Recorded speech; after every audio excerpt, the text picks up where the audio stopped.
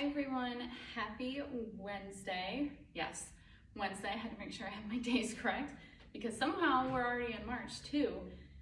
Besides the point, I'm going to be talking you through 6 different exercises where you can target the glute maximus, so the gluteus maximus.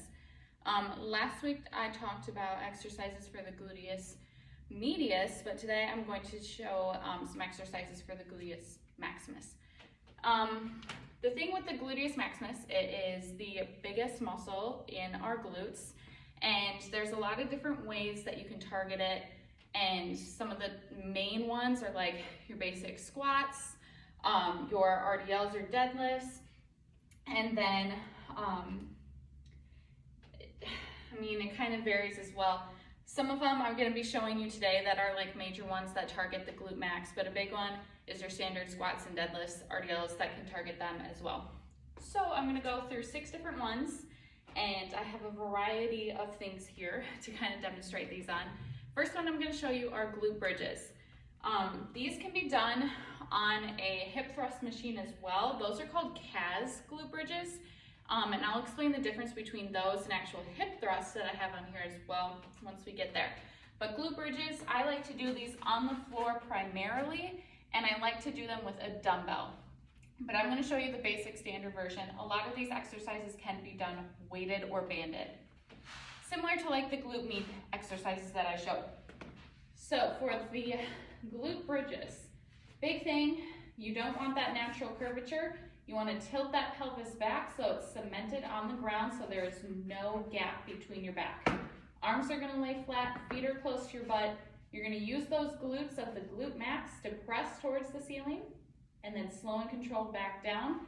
When you're doing slow and controlled back down, make sure that that pelvis is still tilted, so then when you come back down, there is no gap between that back. So glute bridges, simple as that, targeting the glute max. Again, those can be weighted. I like to do them weighted. Another one I'm going to show you is on the box here, so I'm going to move this out of the way for the time being. I brought in a box step up. You can use kind of any one. I suggest if you're going to start with these and you're kind of fairly new to step ups, you can do it on a low box or even like an aerobic step up. That can be a little bit lower than this as well. I typically do these weighted. What you're going to do, whole foot, including that heel, because a lot of people don't put the heel on the box. So including that heel is going to go up on the box. You're focusing on the working leg. So the working leg is the one that is on the box. This one is just there to kind of assist in the movement of the step up. But the leg or the glute that you're going to be working is the leg that is up on the box. So with your weights on the side, really push through this leg, the one that is on the box, slow and control back down. I always tell my clients or people in general doing these step ups, always do it slow and controlled back down. I don't want to see something like this. It's really more of a cardio movement in that sense now. You're not really targeting the glute max as effectively or efficiently as you could. So whole foot on that box, really push through the right leg, so the one that's on the box, slow and controlled back down. Again, pushing through the leg that is on the box. So I can show you on this side as well. Again, whole foot on the box, pushing through the left glute, and then slow and controlled back down. Same thing, pushing through, back down. Good. So again, do these weighted. You're going to get more of a benefit out of them. Either way, if you don't do them weighted, still going to hit that glute max. All right, next one are the hip thrusts. Now, I want to angle these in a good way so you can kind of see. So maybe I'll tilt it in a way. So hopefully I'm on the side, it looks like it. Now, hip thrusts, I'm going to show you hip thrusts and then I'm going to show you that Kaz Glue Bridge. I might change my camera here quick. Just adjust it a little. So hip thrusts, what you're going to do if you aren't familiar and how to set up, you're going to be resting kind of on those shoulder blades. Now, When you come up, feet, I like to always have slightly outward. That's going to target those glutes a little bit more. So toes pointed slightly out, shoulder blades resting. A hip thrust is a full way, all the way down to the floor. So you're just hovering just above the floor, pushing through those glutes. Chin is always going to stay tucked. You're really only moving the lower portion of your body. So your back should not be moving with the movement. I don't want to see that. It's just the lower body pushing through those glutes. Now, a Kaz Glue Bridge, I'm going to show you the difference. Again, these can be done weighted and on a Smith machine, whatever you prefer. Kaz Glue Bridge, your feet are going to come in a little bit more, and then you're only going to go halfway. Same type of movement, in a way, just a few adjustments, going halfway. You're really going to target those glutes. So, hip thrust, just remember it's a full extension. Kaz Glue Bridge, your feet are going to be more straight on, closer to you, and you're going halfway. So those are the difference. All right, so let's show you a few more. Let's do this one first before I move back to the floor.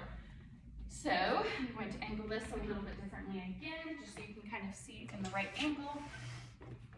Bulgarian split squats. Let me adjust this again too. There we go. Bulgarian split squats. Foot is going to go up on a bench, preferably if you can do this on like a hamstring curl machine or a machine that has like a actual rounded surface and is a little bit lower to the floor than this. It's going to work a little bit more efficiently. But your foot's going to go up on the bench, and all we're going to do is squatting down and back up. Again, these can be weighted. Maybe I can angle myself just slightly.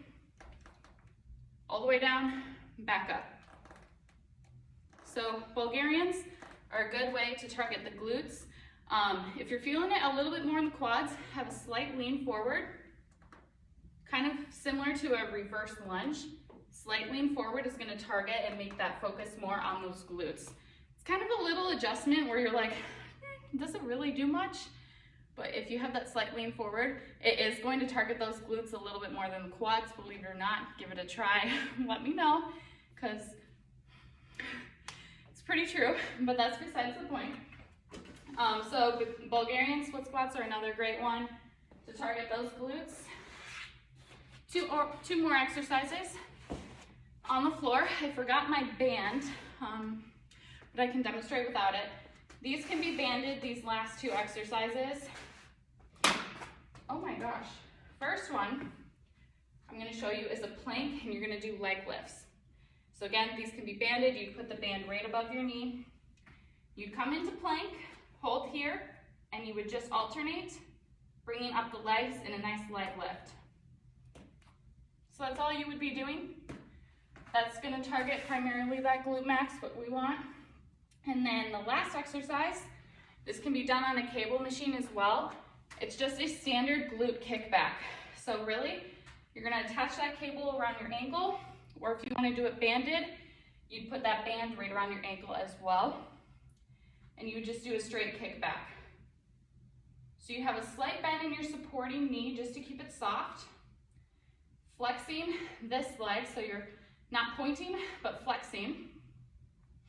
And you're just going to kick back. So that's all you would be doing here. Hopefully, these helped out a little bit with giving you a few different exercises than you typically don't do to target the glute max. But again, these will all be listed in the description box. But remember, train the different parts of your glutes.